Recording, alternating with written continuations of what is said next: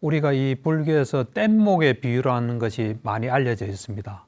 그 이제 뗏목의 비유가 나와 있는 경을 이제 오늘 소개를 합니다. 그리고 뗏목의 비유의 진정한 뜻 이것도 같이 알 수 있습니다.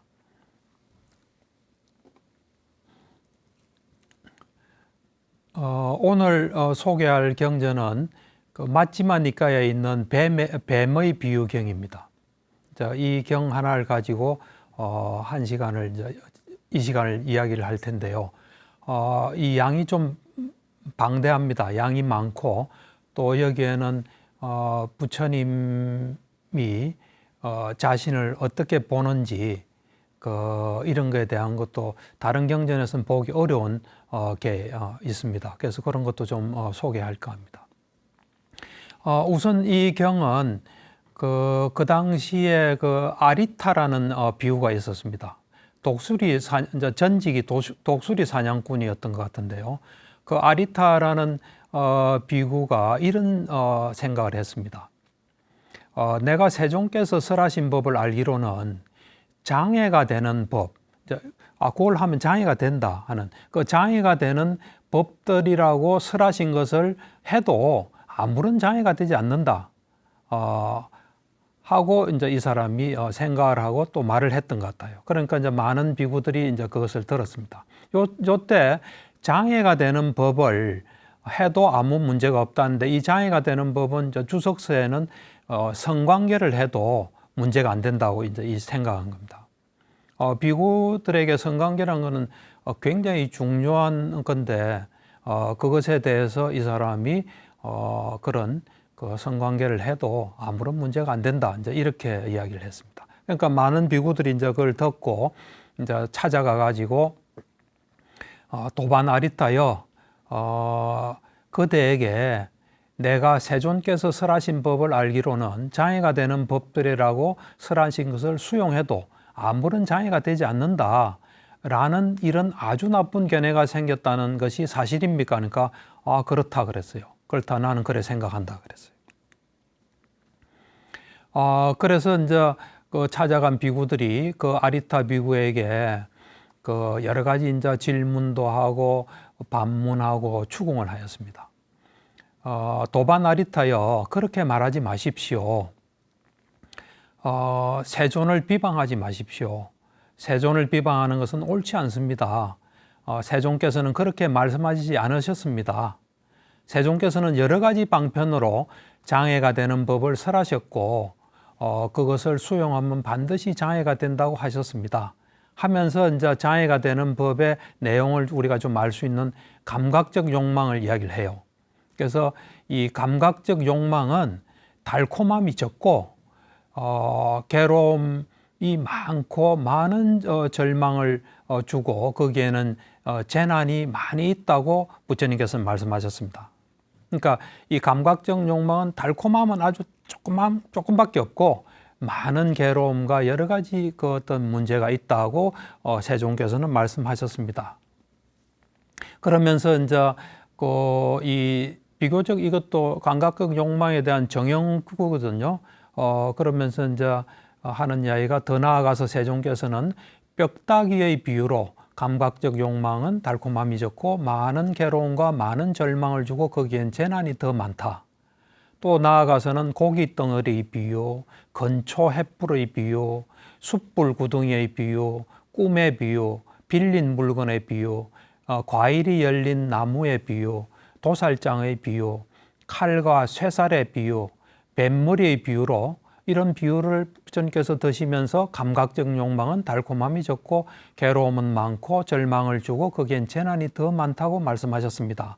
하고 이제 이 경에는 이 제목들만 쭉쭉 나와 있습니다. 감각 그 비유의 제목인데 다른 경에 좀 자세한 내용이 있어서 좀 소개를 하면은 우선은 뼈다귀의 비유, 이거는 뭐냐면은 그 배가 고픈 개가 그 이제 소를 이래 잡는 그런 푸주간을 이제 지나가게 되니까 그 백정이 개한테 살점이라고는 하나도 없는 그리고 피만 조금 붙어 있는 그런 뼈다귀를 잘라서 이제 주면은 그거를 개가 먹고 배고픔을 달랠 수 있겠나? 그처럼 감각적 욕망은 그 어떤 달콤함은 적고 괴로움은 위험한 것은 많다. 이제 그런 비유가 다른 그 경에 있습니다. 그러니까 우리가 이 감각적 욕망은 정말 그 우리한테 좋고 달콤하고 너무나 좋다 하면서 하지만 정확하게 보면은 뼈다귀 비유처럼 아무것도 먹을 거 없는데 애만 막 쓰는 거다 이겁니다. 그 다음에 이제 고기 덩어리의 비유는 뭐냐면은 이 독수리나 매가 어떤 사냥을 해서 그 고기 덩어리를 물고 가면은 그때 다른 독수리나 매가 보고 와서 막 그 독수리를 그 고기를 빼앗기 위해서 막 쫓는다 이거죠. 그래서 빨리 안 떨어뜨리면은 굉장히 어떤 고통을 당한다. 뭐 그런 비유입니다. 그다음 이제 건초 횃불의 비유는 뭐냐면 우리가 이 건초로 만든 횃불을 들고 가는데 바람이 우리 방향으로 불면 그 횃불에 우리가 탄다 이거죠. 그처럼 어떤 감각적 욕망이 안 좋다. 그다음 숯불 구덩이는 뭐냐면 아주 그 불이 타는 숯불에 그것도 뭐 키가 한 우리 사람 한 키나 되는 그 숯불에 그 이제 빠지면 굉장히 좋지 않지 않습니까? 괴롭고 힘들고 마찬가지로 감각적 욕망이 그런 숯불 구덩이와 같아. 감각적 욕망을 추구하다 보면 그런 숯불 구덩이에 빠지는 그런 결과가 온다.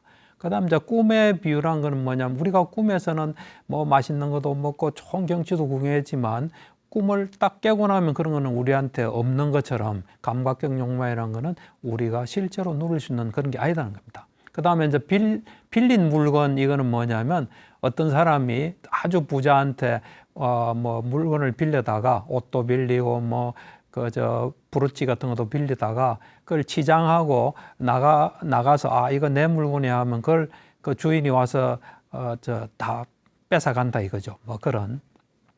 그다음 과일이 열린 나무 이거는 어떤 사람이 이제 길거리를 가다가 과일이 잘 열려 있으니까 그 나무를 타고 올라가서 이제 그걸 막 먹고 또 가져오려고 하는데 그 두 번째 온 사람이 난 나무를 탈 줄 모른다. 이 도끼로 나무를 잘라야 되겠다고 자르면은 그 위에 올라간 사람이 떨어질 수밖에 없지 않습니까? 뭐 그런 거.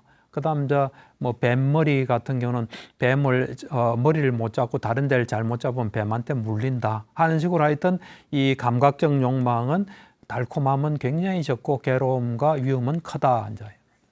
그래서 이제 이렇게 막 말했지만은 이 아리타 비구가 자기 주장을 바꾸질 않았습니다.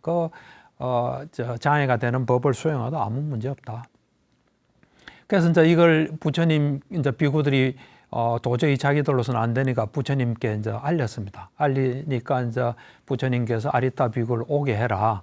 오게 해서 이제 사실이라고 물으니까 언제나 꼭 확인을 하세요. 물으니까 그렇다고 대답하니까 부처님께서 어리석은 자여 도대체 내가 누구에게 그런 법을 설했다고 그대는 이해하고 있는가?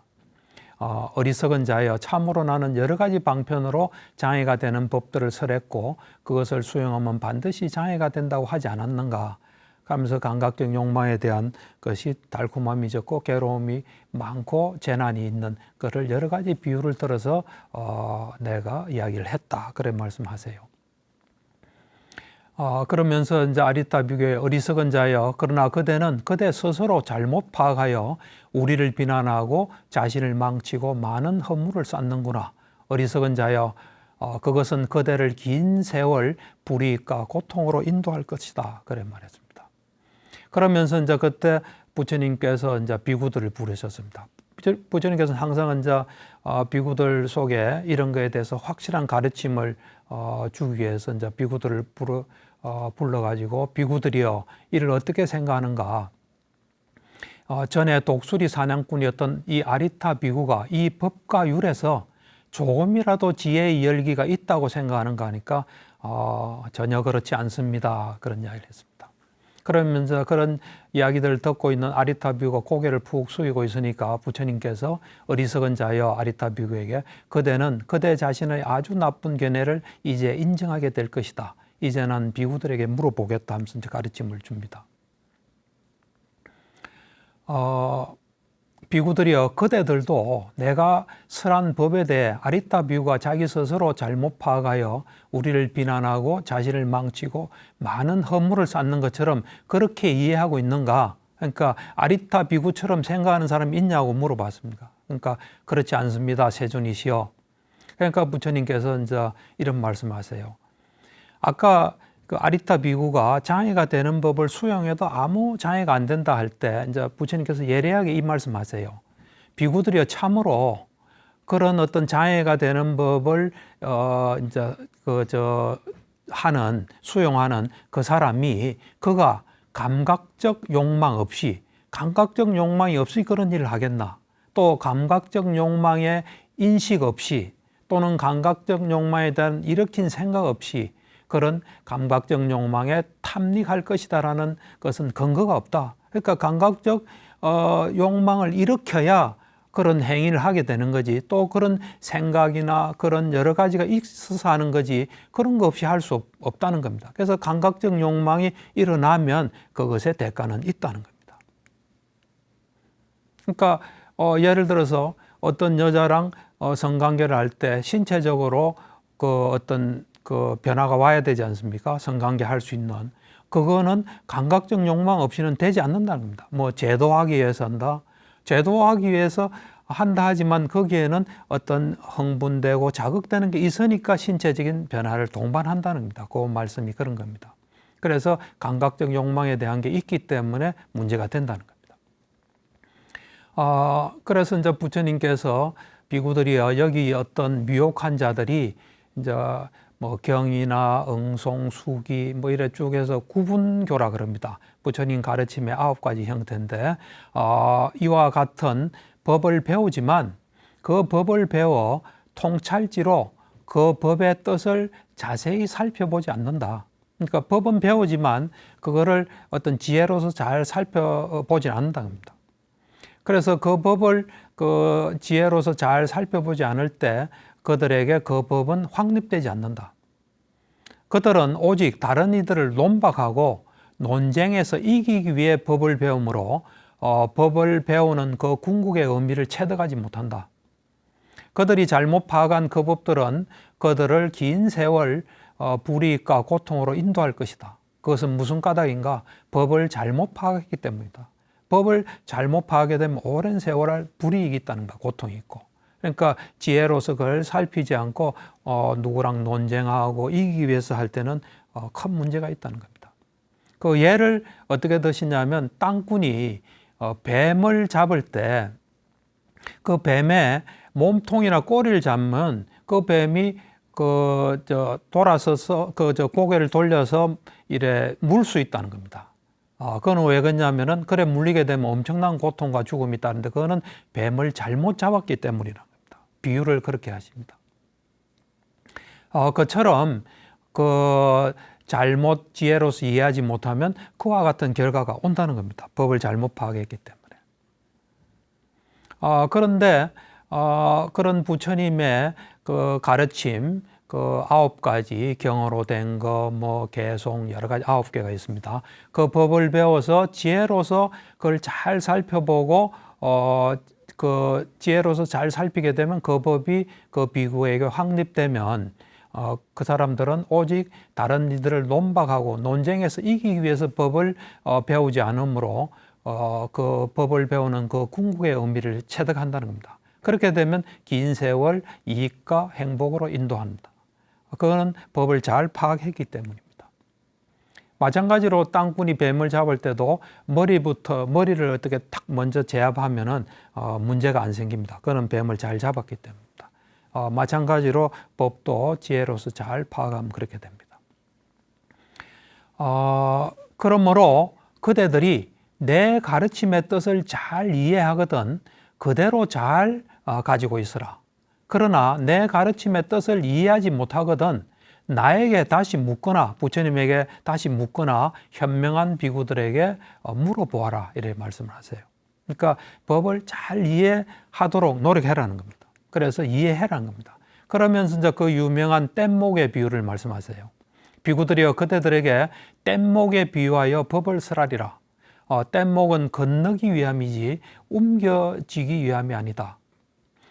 그런 말씀하시면서 이제 예를 들어 어떤 사람이 길을 가다가 이제 큰 강을 이제 만났습니다.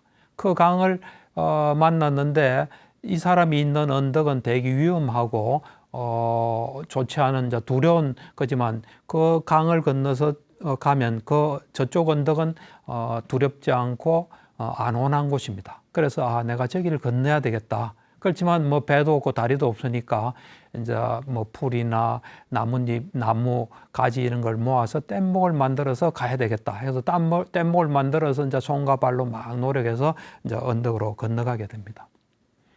그래가지고 이제 건너가서 이제 이렇게 생각을 할 수 있습니다. 이 뗏목은 나에게 많은 걸 해주었다. 이 뗏목에 의지하여 손과 발로 노력하여 안전하게 저 언덕으로 건너왔다. 참으로 나는 이 뗏목을 머리에 이거나 어깨에 메고 내가 갈 곳으로 가야 되겠다. 이제 이게 너무 내한테 큰일을 해줬으니까. 자, 비구들이요. 이렇게 그 사람이 하면 그 뗏목에 대해서 할 바를 다 한 것인가 하니까 그렇지 않습니다. 세준이시여. 그러면 어떻게 해야 할 바를 다 하는가 하면서 부처님께서 이 뗏목은 나에게 많은 것을 해주었다. 이 뗏목에 의지하여 내가 노력해서 저 언덕으로 건너갔다. 참으로 나는 이 뗏목을 땅에 내려놓거나 물에 띄워놓고 내가 갈 곳으로 가리라. 이렇게 하면 뗏목에 대해서 할 바를 다 하는 것이다. 그러면서 이제 중요한 말씀하세요. 이와 같이 그대들에게 뗏목을 비유하여 법을 설하나니 그것은 뗏목은 건너기 위함이지 움켜쥐기 위함이 아니다. 뗏목에 비유하여 그들에게 설한 법을 이해하는 자들은 그 법들도 버려야 하거늘 하물며 법이 아닌 것들이야 말해서 못하리. 그러니까 우리가 이제 뗏목에 비유하면 버리는 데 초점을 두는데 제대로 된 것도 버려야 되는데 제대로 안 된 것은 완전히 버려야 된다는 겁니다. 이 제대로 안 된 것을 버리는 여기도 굉장히 초점이 가 있습니다. 그러면서 이제 부처님께서 가르침을 줍니다. 비구들이여 6가지 견해의 토대가 있다. 그러니까 6가지 견해가 있다는 겁니다. 이제 여기 배우지 못한 범부는 성자들을 친견하지도 않고 성스러운 법에 능숙하지도 못하고 성스러운 법에 인도되지 못하고 바른 사람들을 친견하지 못하고 성스러운 법에 능숙하지 못하고 성스러운 법에 인도되지 않아서 우리를 이루고 있는 오온 있죠. 물질, 느낌, 인식, 행식 이 우리를 이루고 있는 것을 두고 이것은 내 것이다. 이것은 나다. 이것은 나의 자아다라고 여기는 겁니다. 물질, 느낌, 인식, 행까지입니다. 요 4가지. 그 다음에 이제 식에 대한 거는 우리가 식으로서 안식 같은 뭘 보고 어떤 걸 알지 않습니까? 그렇듯이 이식 같은 듣고 그 안식, 이식 또 의식 다 작용해서 알게 되는데 그런 식의 작용을 보고 듣고 생각하고 알고 얻고 탐구하고 마음으로 고찰한 것을 두고 그러니까 이게 식작용입니다. 이걸 두고 이것은 내 것이다. 이것은 나다. 이것은 나의 자아다. 요까지 이제 오온에 대해서 나라고 이제 생각하는 겁니다. 그 다음 나머지 6번째가 뭐냐면 이것은 세계요. 이것은 자아다. 나는 죽은 뒤에도 항상 할 것이고 언제나 있을 것이고 견고하고 영원하고 변하지 않아서 영원토록 여의하게 머물 것이다 라는 견해가 가지게 되는 겁니다. 그래서 그런 그 세계와 나를 두고 이것은 내 것이요 이것은 나다 이것은 나의 자아다라고 6가지로 여기게 되는 겁니다. 이제 요거는 배우지 못한 범부고 이제 성스러운 그 제자들은 열심히 가르침을 듣고 수행하고 자기 거로 만들어서 오온에 대해서 내가 아니다. 또 그 다음에 이 세상에 대해서 또 그런 생각을 하지 않는다는 겁니다. 그런 생각을 하지 않기 때문에 이것은 세상이다, 이건 자다 이런 걸 전혀 없다는 겁니다. 없기 때문에 올바르게 보기 때문에 존재하지 않는 것에 대해서는 번민하지 않는다. 없는 것에 대해서 자기 게 아닌데 뭐 없어도 아무렇지도 않지 않습니까? 이와 같이 관찰하기 때문에 존재하지 않은 것에 대해서 번민하지 않는다. 하니까 이제 어떤 비유가 이렇게 질문을 합니다. 세존이시여 밖으로 존재하지 않는 것에 대해 번민하는 경우가 있습니까? 밖으로 존재하지 않는 것. 그러니까 뭐 어떤 소유물 이런 것들이 없는 겁니다. 뭐 집이 없고 뭐가 없고 그런 거에 대해서 번민하지 않은 경우가 있습니까? 하니까 번민하는 경우가 있습니까? 하니까 부처님께서 비구여 여기 어떤 자에게 이런 생각이 들 것이다. 오, 내게 그것이 있었는데 더 이상 내게 없다. 내가 그것을 가지면 얼마나 좋을까? 그러나 나는 얻지 못하는구나 하고 근심하고 상심하고 슬퍼하고 가슴을 치고 울부짖고 광난한다. 이렇게 하면은 밖으로 존재하지 않은 것에 대해서 연민하는 거다. 자기가 가지지 않은 것에 대해서, 소유물에 대해서. 그러니까 이 비유가 또 질문합니다. 밖으로 존재하지 않은 것에 대해서 번민하지 않은 경우가 있습니까? 하니까 비구여 어떤 자에게 이런 생각이 들지 않는다는 겁니다. 아까 앞에 말한 그런 생각이야. 내게 그것이 있는 자 없다. 그걸 가지면 얼마나 좋을까? 나는 얻지 못하는구나. 하고 그렇게 하면서 근심하지 않는다는 겁니다. 또 상심도 안 하고 슬프도 안 하고 가슴을 치지도 않고 울부짖지 않고 광난하지 않는다는 겁니다. 이와 같이 밖으로 존재하지 않은 것에 대해서 안달하지 않는 겁니다. 그러니까 이 비유가 또 세존이시여 안으로 존재하지 않은 것에 대해 번민하는 경우가 있습니까? 하니까 그렇다. 그런 경우도 있다. 그러면서 비구여 여기 어떤 자에게 이것이 세계요. 이것이 자아다. 나는 죽은 뒤에도 항상할 것이고 견고하고 영원하고 변하지 않고 영원히 여여하게 머물 것이다. 라는 견해를 이제 가지고 있습니다. 그런데 그런 견해를 가진 사람이 열애나 열애의 제자가 법을 설하는 걸 이제 듣습니다. 어떤 법이냐면 모든 견해의 토대나 결심, 편견, 고집, 잠재 성향들을 건절시키고 모든 형성된 것을 가라앉히고 모든 재생의 근거를 놓아버리고 가래를 멸진하고 탐욕을 빗바래고 소멸하고 열반을 정득하기 위해 열애나 열애의 제자가 법을 설하는 걸 딱 듣습니다. 듣고 난 뒤에는 이런 생각이 듭니다. 나는 단멸해버리겠구나. 참으로 나는 파멸해버리겠구나. 참으로 난 더 이상 존재하지 않게 되겠구나. 라고 그는 이제 근심하고 슬퍼하게 됩니다. 이와 같이 안으로 존재하지 않는, 자기가 앞으로 없어지는 것에 대해서 존재하지 않는 것, 없어지는 것에 대해서 번민한다는 겁니다. 그러니까 또 질문합니다. 세존이시여 안으로 존재하지 않은 것에 대해 번민하지 않은 경우가 있습니까? 하니까 그렇다.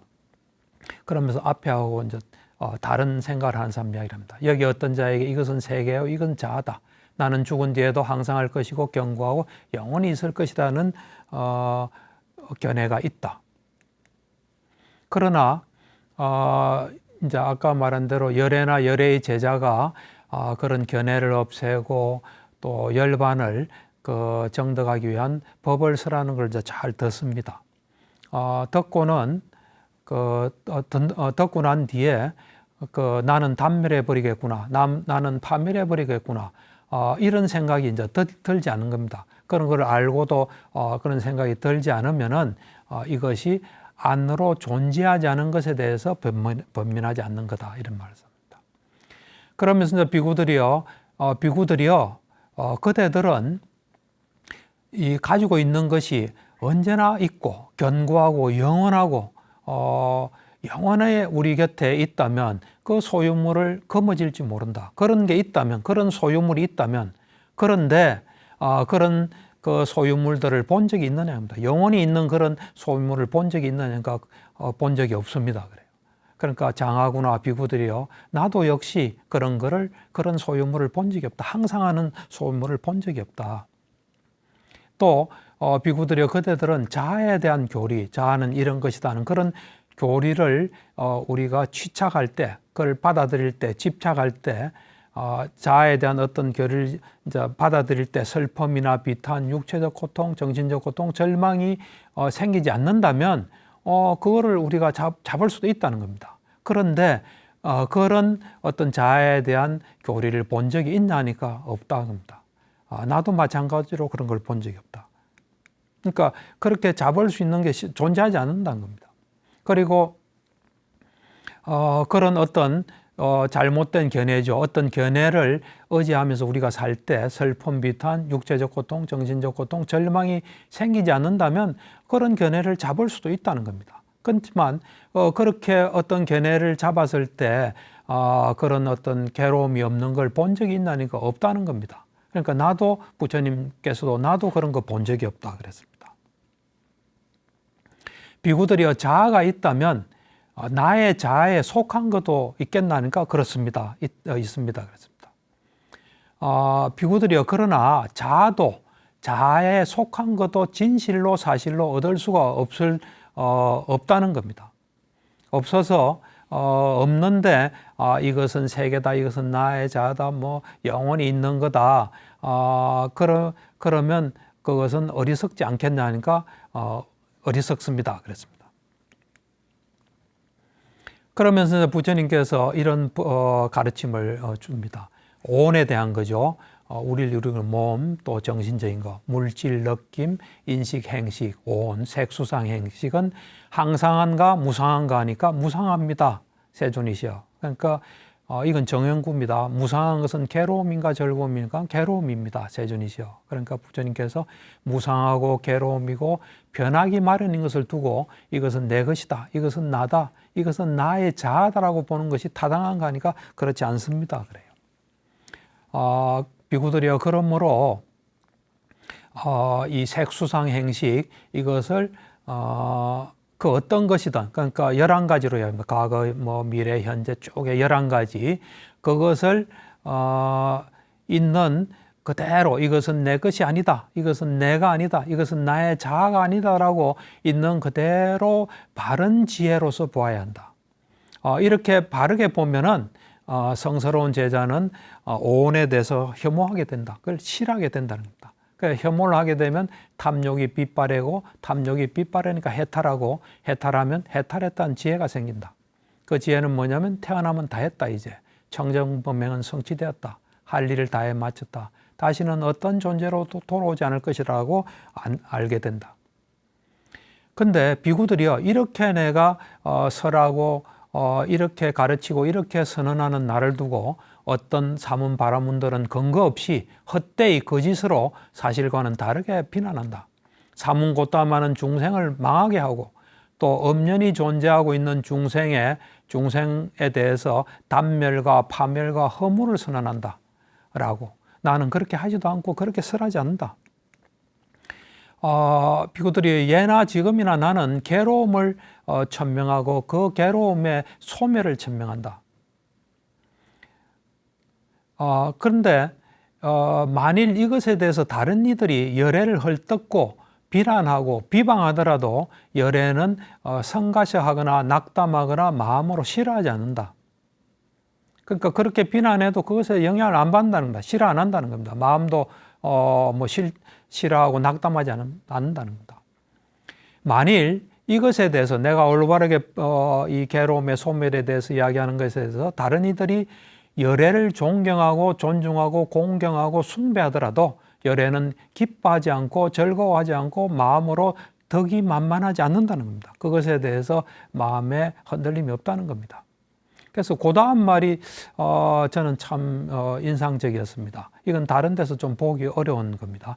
만일 이것에 대해서 다른 이들이 열애를 존경하고 존중하고 공경하고 숭배하면 열애는 어떻게 마음을 이제 가지시냐면 생각하시냐면 단지 전에 철저히 그러니까 단지 전에 내가 이제 깨달음을 이루고 부처가 돼서 철저히 이 오온을 두고 그러니까 여기에는 나 이런 게 없는 겁니다. 전에 내가 열심히 노력해서 색수상 행시 그거로서 철저히 그 오온을 두고 그것에 대해서 그 사람들이 존경을 표하는 것이다 하고 여길 뿐이란 겁니다. 그러니까 열애를 막 존중하고 이럴 때 내가 노력해서 깨달음을 얻고 철저히 이 오온, 색수상 행시에 대해서 저 사람들이 존경을 표하는 것이다. 이렇게 생각한다는 겁니다. 그러므로 만일 다른 이들이 그대들을 헐뜯고 비난하고 비방하더라도 그대들은 화를 내거나 낙담하거나 마음으로 싫어하지 마라. 그러므로 만일 다른 이들이 그리고 다른 이들이 그대들을 존경하고 존중하고 공경하고 숭배하더라도 그들은 기뻐하지 말고 즐거워하지 말고 마음으로 덕이만만하지 마라. 그러므로 만일 이것에 대해서 다른 이들이 그대를 존경하고 존중하고 공경하고 숭배하면 그대들도 단지 전에 내가 철저히 한 오온에 대해서 그 사람들이 존경을 표하구나 하고 여기라 그랬습니다. 이 표현은 다른 데서는 좀 보기가 어렵습니다. 직접적으로 그럴 때 이 오온이 그런 걸 봤구나 하는 거지, 오온은 이미 내가 아닌 겁니다. 내 것도 아니고. 네, 그런 것이 이 경에 나와 있습니다.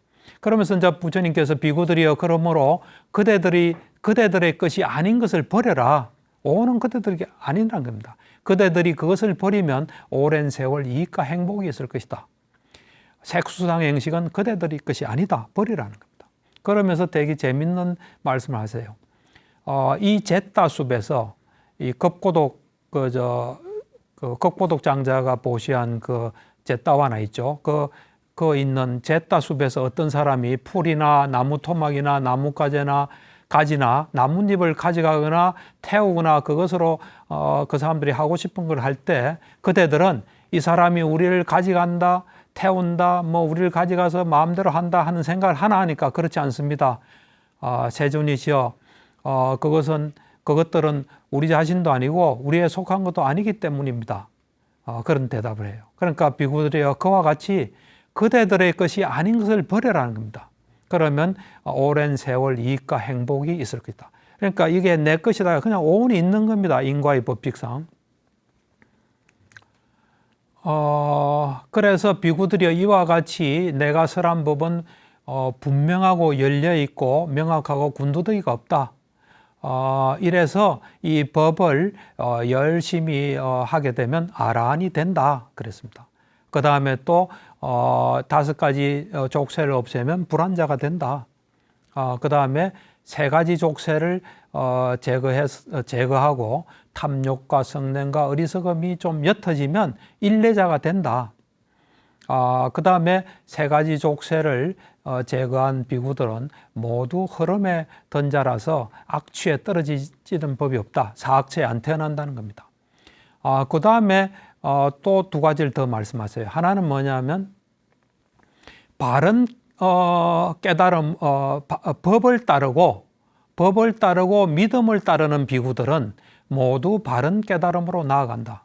근데 요거는 이제 법을 따르고 믿음을 따르는 비구들, 요거는 이제 주석서에 보면 앞에 이제 예류자는 예루과를 얻은 사람이고 요거를 예루도를 얻은 사람을 이렇게 표현한답니다. 예루도를 얻은 바로 예루과가 되거든요. 법을 따르고 믿음을 따르는 비구들은 모두 바른 깨달음으로 나아간다는 것은 예루도를 얻었다는 겁니다. 그 다음 마지막으로 내게 믿음이 깊고 나를 좋아하는 그들 모두는 천상으로 향한다.